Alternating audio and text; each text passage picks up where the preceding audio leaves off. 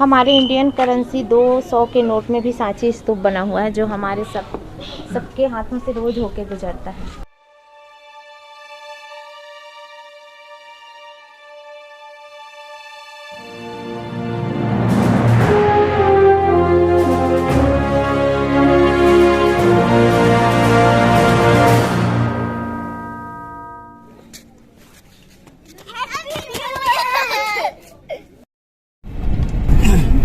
बेहतरीन खेती होती है साला, हमारे तो एकदम मरहा पूरा टाइम की खेती करते हैं। मस्त सांची लब सोच हम पहली दूसरी से पढ़ा कर रहे हैं। सांची का स्तूप मतलब फोटो कॉपी वापी पुस्तक को अच्छा है। तो दोस्तों, इस बौद्ध आस्था का केंद्र और विश्व प्रसिद्ध पर्यटन स्थल, जहां देश और विदेश से हर साल हजारों श्रद्धालु आते हैं, उस जगह आज हमारे मेहमानों के साथ हम भी जा रहे हैं। तो दोस्तों, सांची भोपाल से 45 किलोमीटर दूर है सड़क मार्ग से। वही यह रेलवे मार्ग से भी जुड़ा हुआ है। भोपाल दिल्ली जो रेलवे मार्ग है, उसी में कुछ दूरी पर सांची आता है। लो जी, एक ख़ास बात बताऊं आपको, बोधि वृक्ष है ये जो यहाँ पर श्रीलंका में जो बोधि वृक्ष है ना, उसका एक कलम लाया गया था। और ये सांची बौद्ध यूनिवर्सिटी जो बन रहा है, उसके वहाँ पहाड़ी पर रोपा गया है उसको 5-7 साल पहले। तो वो बड़ा वृक्ष बन गया है। वो देखिए, एक जो सामने दिख रहा है, अभी तो निर्माण कार्य चल रहा है।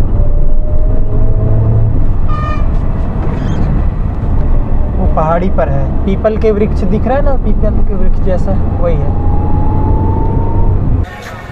प्रति व्यक्ति 40 रुपया पार्किंग फ्री। इसमें 35 की ऑनलाइन है, 40 रुपये।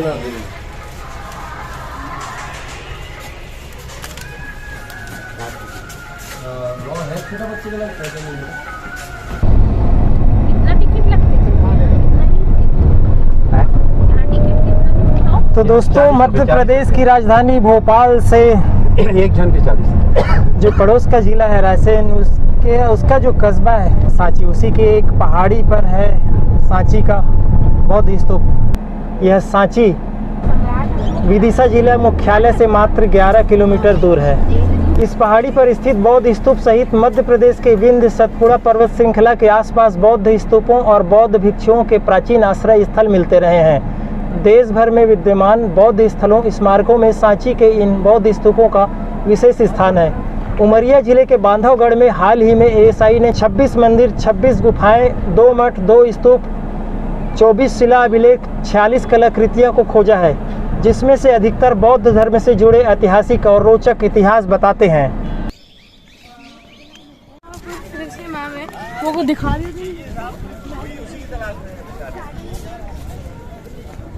सर जी, गाइड लेना चाहेंगे आप? बिल्कुल लेंगे जी, बिल्कुल लेंगे। तो गाइड ले ले भावनो। अच्छा, हाँ, बता रहे थे क्या है वर्ल्ड हेरिटेज साइट में और BC से 12 AD तक अलग अलग डायनेस्टियों ने सांची में कुछ ना कुछ दिया है। शुरुआत मौर्य काल, स्तूप दिया, 2nd सेंचुरी BC शुंग काल, फिर उन्होंने स्तूप और वेदिका दी रेलिंग बना के। इसके बाद सातवाहन काल, उन्होंने गेट बना के दिए। फिर आया गुप्त काल, उन्होंने मूर्तियां बना के दी। और जो सातवाहन काल में गेट बने, उसमें पूरा बुद्धिज्म कार्व कर दिया। ये जो आप तोरण द्वार देखेंगे, शुरुआत होती है 6th सेंचुरी BC से। सांची जरूर नहीं है 6 BC का, लेकिन शुरुआत वहीं से होगी। क्यों होगी? क्योंकि हम बुद्ध को फॉलो करने जा रहे हैं। तो लुम्बिनी भगवान बुद्ध के जन्म की कहानी है, 563 BC। आज का हमारा सांची का टूर भारत का प्राचीन इतिहास, कला, संस्कृति और बुद्धिज्म। एंशिएंट इंडियन हिस्ट्री क्यों है? क्योंकि ये 3rd सेंचुरी BC में अशोक ने बनाया। बुद्धिज्म क्यों है? क्योंकि सांची की कहानी स्तूप और विहारों की है। अच्छा, आर्किटेक्चर क्यों है? क्योंकि जब कोई बिल्डिंग बनती है तो उसमें सर आर्किटेक्चर होता है। हमारा आर्किटेक्चर आया कहाँ से है? मंदिरों से, विहारों से, महलों से। जब कोई बिल्डिंग बनाई जाती है तो उसमें एक समय होता है, किसने बनाई, कब बनाई, कैसे बनाई, किस चीज से बनाई, यही क्यों बनाई। तो हम जो बात कर रहे थे अभी कि हम बात कर रहे हैं 6th सेंचुरी BC की, बुद्ध के जन्म की। कपिलवस्तु एक राज्य था जहां पे महाराज शुद्धोधन राज करते थे। उनकी पहली पत्नी मतलब महामाया देवी, अब पहली इसलिए कहना पड़ रहा है क्योंकि दूसरी भी थी, जन्म दिया माता महामाया ने, तो 7 दिन बाद ही माता गुजर गई। अब उस छोटे बच्चे को सबसे अच्छा कौन पालेगा, माँ जैसी, मासी। तो महाप्रजापति गौतमी ने उनको अपने संतान से ज्यादा प्रेम किया और राजकुमार को बड़ा किया। बड़े होते गए राजकुमार, सारी उन्होंने शिक्षा दीक्षा ली, लेकिन एक चीज उनके अंदर हमेशा थी, जो पब्लिक और मानव जीवन में जो करुणा है, करुणा से लोगों के दुख से दुखी होके सिद्धार्थ ने अपना राजपाट छोड़ के बुद्धत्व की प्राप्ति का रास्ता चुना। वो 29 वर्ष में पत्नी, बेटा, सब कुछ उन्होंने छोड़ा, क्योंकि मानव जीवन को एक मुक्ति का मार्ग तो देना था। तो सिद्धार्थ ने मुक्ति का मार्ग कहाँ पाया, बोध गया में। भगवान बुद्ध को मुक्ति का मार्ग बोध गया में मिला, और भगवान ने पहला प्रवचन तो तथागत ने सारनाथ में दिया। जब लोगों ने समझ लिया कि सिद्धार्थ जो है वो बुद्ध हो गए हैं, जब उनके ज्ञान को सुना, और जब वो वैशाली में थे तो अपने प्रिय से आनंद से कहते हैं कि आनंद, बस आखिरी हमारा विजिट होगा, वो होगा कुशीनगर, जिसको आज कुशीनगर कहते हैं, कसिया, फिर महापरिनिर्वाण कुशीनगर में भगवान बुद्ध का। हाँ। फिर अस्थियों का क्या हुआ? फिर अस्थियों के 8 राजाओं में थोड़े थोड़े धातु अवशेष उनके बांटे गए, ताकि उनकी आस्था जो थी वो पूरी हो सके। अपने राजवंश जो फॉलो करने वाले थे वो अपने अपने राज्य में ले जाके एक स्तूप बना के, खूब बना के धर्म को स्थापित करें। भगवान बुद्ध के सामने हमने फॉलो किया, और जब वो नहीं है तब हम उनको कैसे फॉलो करेंगे। तो उनको जब जब आएंगे लोग जानेंगे कि भाई ये स्तूप है, ये भगवान बुद्ध के जीवन से संबंध रखता है। अगर सर कुछ नहीं होता तो लोग क्यों आते। तो भगवान बुद्ध के जीते जी और उनके जाने के बाद भी भक्त फॉलो करते रहे उनको, लेकिन मूर्ति के रूप में नहीं, चिन्ह के रूप में। तो भगवान बुद्ध का मतलब है स्तूप उनकी मेमोरी में बना हुआ जो स्मारक है, वो उनका स्मृति चिन्ह है, परछाई है भगवान बुद्ध। कुछ स्तूप ऐसे भी बने हैं कि लोगों का उद्देश्य पूरा हो गया या लोगों की मन्नत पूरी हो। तो यहाँ हम बात कर रहे हैं कि ये सांची स्तूप हमें क्या संदेश देने जा रहा है। आइए ये कहानी देखो सर। तो ये कौन सी है मनोती स्तूप? कौन से कैटेगरी? शारीरिक। ये शारीरिक स्तूप है। 3 स्तूप शारीरिक के अस्थियों में ही बने थे। कौन सा? हाँ, नंबर 2 भी खोला था, धातु मिले थे। नंबर 3 भी खोला था, सारीपुत्र महामोदगला इनके धातु मिले थे। तो वहां से हम प्राप्त कर भी चुके हैं। तो ऐसा नहीं है कि नंबर 2 नंबर 3 से मिलाना हो। सालाना दिखाते भी हैं लोगों को। हर नवंबर के आखिरी सांची मेले में भगवान बुद्ध के दोनों शिष्यों की धातु अस्थियां शरीर की देखने को मिलती हैं। कौन कौन? तो बौद्ध के सीधे अस्थि नहीं है यहाँ? यहाँ सीधी अशोक लेके आए और वो रखी है यहाँ पे, लेकिन इसमें रखी। 8 में से निकाल के 7 में से मिली थी। वो इसी में रखा हुआ है? इसी में बिल्कुल जरूर होना है, ये खोले ही नहीं कभी। तो जहाँ जहाँ उनके धातु पे बनाया हुआ है, यहाँ देखिए अशोक लाके फिर बिल्कुल अशोक ने तो शुरू किया इस विहार को। यहाँ अशोक ने 4 चीजें बनाई, स्तूप बनाया, स्तंभ बनाया, चैत्य बनाया और विहार बनाया। मूर्ति नहीं बनाए, मूर्ति तो गुप्त काल में शुरू हुई। अशोक कालीन जो हाँ स्तूप है वो इसके अंदर मौर्यन ब्रिक्स का है। शुंग 2nd सेंचुरी BC में जब अग्निमित्र वसुमित्र आए तो उन्होंने उसी स्तूप को बड़ा कर दिया। तो ये जो दिख रहा है हमें प्लास्टर टुट्टी चूना लगा, ये 2nd सेंचुरी BC शुंग काल का। इसमें रेलिंग भी पूरी डिजाइन वाली बनी थी, वेदिका भी बनाई गई। सम्राट अशोक ने लकड़ी की बनाई। 2nd सेंचुरी BC में वही चीज हमने पत्थर में बनाना शुरू कर दी। सर जी ये देखो आप, तो यहाँ क्या दिख रहा है मैम? यहाँ दिख रही ना, एक सभासद, काफी लोग हैं सभा में। यहाँ भगवान प्रवचन दे रहा है, उपदेश दे रहा है कपिलवस्तु के शाक्यों को। देख रहे हैं आप, चारों तरफ भगवान के बैठे ना। भगवान बुद्ध का सिंबल क्या है इसमें? बोधि ट्री है ना।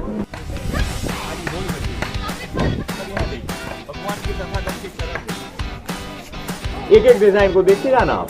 अगर आपको ऐसा लगे कोई डबल डिजाइन है तो बता देना। सारे डिजाइन सिंगल हैं और एक ही पत्थर पे बना।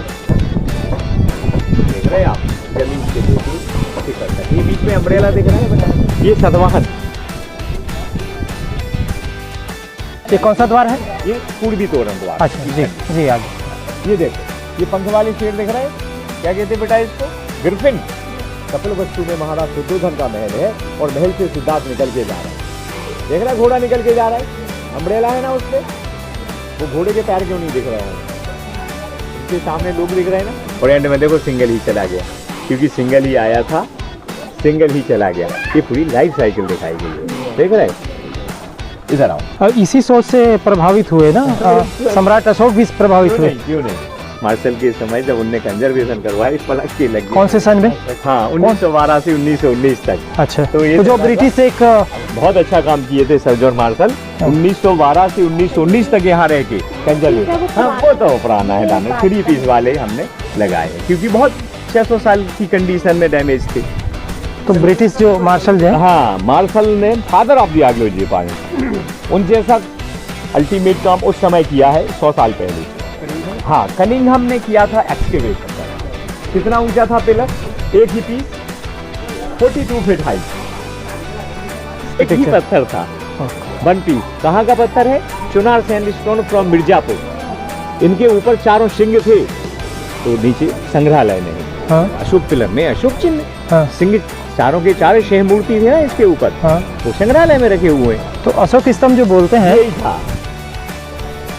अशोक सम्राट अशोक द्वारा सांची में सबसे पहले 4 चीजें स्थापित की: स्तूप, स्तंभ, चैत्य और विहार।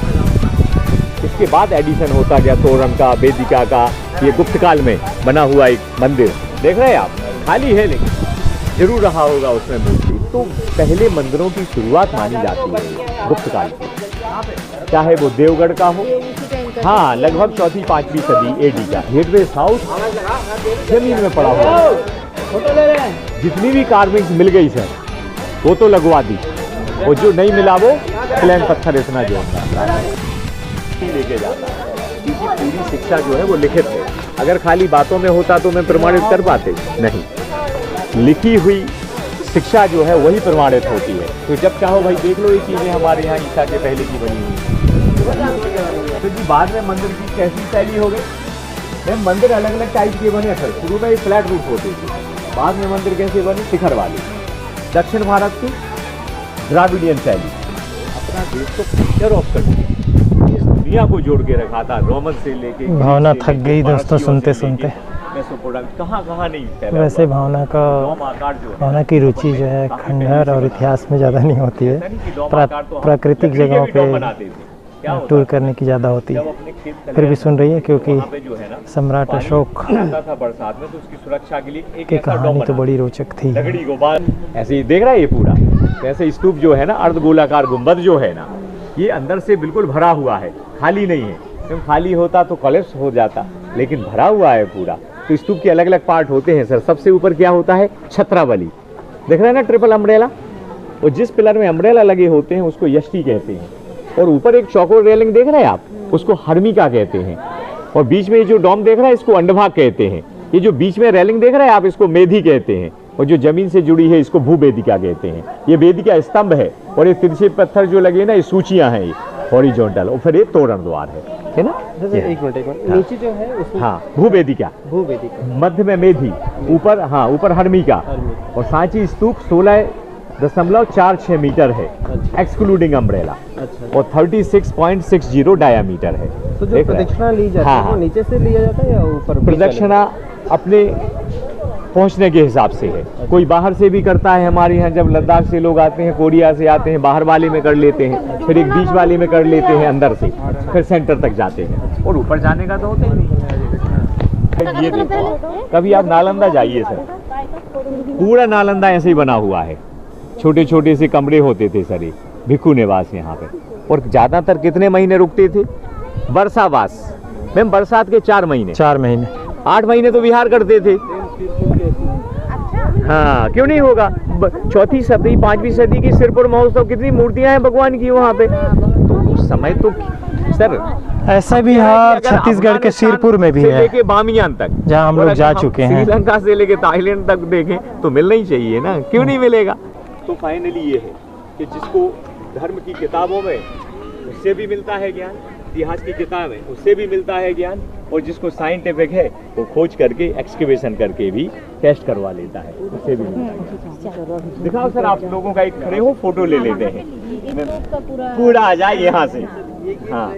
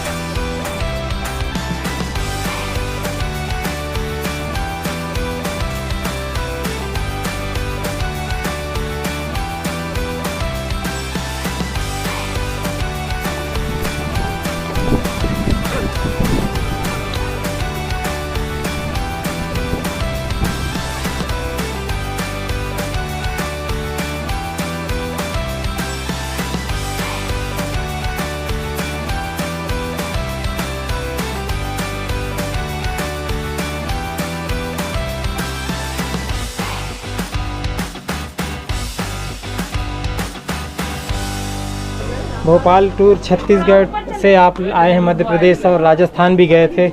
तो कुल मिला के कैसा रहा आपका टूर, क्या क्या जाना आपने? हाँ, बहुत अच्छा लगा, इतिहास देखने के लिए मिला। और जो भी हम मतलब वहाँ भी जयपुर में भी देखे तो वही इतिहास को ही जानने के लिए मिला। और यहाँ भी आके जो अशोककालीन जो निर्माण है वो सब चीज़ देखने के लिए मिला, जैसे अशोक चक्र हो गया। और ये क्या बोलते हैं इसको, ये भी जानने को मिला कि 200 के नोट में सांची का इसको ही चित्र के रूप में लिया गया है उसमें। हमारे इंडियन करेंसी 200 के नोट में भी सांची स्तूप बना हुआ है, जो हमारे सबके हाथों से रोज होके गुजरता है। और अपने पॉकेट में भी रहता है। ध्यान नहीं दिया था, आज ध्यान दिया। वाह, ये तो आपने खास चीज़ ढूंढ लिया भावना। तो दोस्तों, इस तरह सांची जिस पर जो है बौद्ध श्रद्धालु जो दुनिया भर में हैं उनकी निगाह होती है। मध्य प्रदेश की राजधानी भोपाल से, हमारे घर से, हमारे शहर से थोड़ी ही दूर है, इसलिए हमारे लिए तो बड़े गौरव की बात है। तो दोस्तों, मंगल जर्नी के इस वीडियो में आज इतना ही। आप मंगल जर्नी को सब्सक्राइब कीजिए, फॉलो कीजिए और कमेंट भी कीजिए दोस्तों। आज 31 दिसंबर है 2022 और जब यह वीडियो आपके पास पहुंचेगा तब तक 2023 लग चुका होगा। आप सबको नए साल की 2023 की बहुत बहुत बधाई। और ये हमारे दोस्त भीम जी है। भीम जी, वाह क्या बात है, क्या बात है, क्या 2022 के आखिरी साल सबसे मुलाकात हो गई। अरे वाह, क्या क्या नाम है आपका? और आपका? आरू। आपका? अरे देखो, आप तो वीडियो बनाती हैं, है ना? और पापा आप लोगों की खूब वीडियो बनवाते हैं और हम बहुत देखते हैं, हम आपके सब्सक्राइबर भी हैं। ठीक है, तो लोगों को बोलिए कि मंगल जर्नी सब्सक्राइब कीजिए। बोलो, मंगल जर्नी सब्सक्राइब कीजिए, लाइक कीजिए। वाह वाह, क्या बात है। तो लो भाई, ये नन्हे नन्हे हमारे सब्सक्राइबर तो होंगे, देखते होंगे हमारी वीडियो। बिल्कुल देखते हैं ना? अपन वहाँ गए थे, भोजपुर गए थे अंकल। हाँ, वाह वाह, क्या बात है। आपसे मुलाकात हो जाएगी हमने सोचा ही नहीं था। बिल्कुल, मतलब मैं भी जो है ईयर एंडिंग पे इस तरह से अपन लोग मिलने वाले हैं, ये बिल्कुल भी एक्सपेक्टेड नहीं था। और मुन्ना भाई के वीडियोस हमेशा नए नए, क्योंकि मुन्ना भाई कहते हैं, बाकी सब आप हेमंत देशमुख के नाम से जानते हैं, पर हमारे लिए मुन्ना भाई हैं और रहेंगे। और इनके वीडियोस को आप लाइक करिए, शेयर करिए और इनके चैनल को सब्सक्राइब करिए। Thank you. सबको हैप्पी न्यू ईयर, आपकी तरफ से भी हैप्पी बहुत बहुत happy new new year. Year.